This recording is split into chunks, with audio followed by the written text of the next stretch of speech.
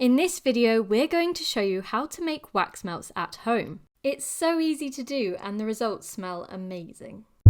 My name's Jo and I'm from Expert Home Tips, the first place you should turn to if you want to learn about DIY, home management and more. Don't forget to subscribe so that you never miss out on the latest life hacks.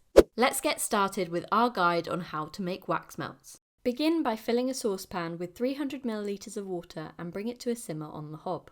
Into a glass bowl, add 200 grams of beeswax beads, 100 grams of coconut oil, and 10 grams of candle dye. Place the bowl over the simmering water and use a large spoon to gently stir the ingredients as it melts. Top tip: coconut oil has a whole host of incredible beauty benefits too. Use up your leftovers with one of our favourite methods on our website. When the oil and beeswax have combined, take the mixture off the heat. To give your wax melts a signature scent, add 15 to 20 milliliters of your chosen essential oil. Give the mixture another stir with your spoon to ensure an even product distribution. Next, you're going to pour the liquid into your moulds. We like to use an ice cube tray, but any small silicone mould could work. You don't want to go too big because it needs to fit in a wax melt burner bowl. Finally, you need to leave the tray in a cool place and allow the wax melts to solidify.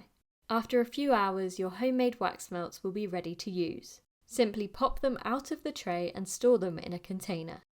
To see the complete instructions and get even more wax melt making advice, head to our website experthometips.com. We've left a link in the description box below. If you found this video helpful, leave a comment telling us which essential oils you'll be using for your wax melts, and be sure to come back to tell us how you got on.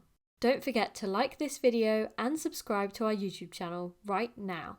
Thanks for watching and we'll see you next time for more Expert Home Tips.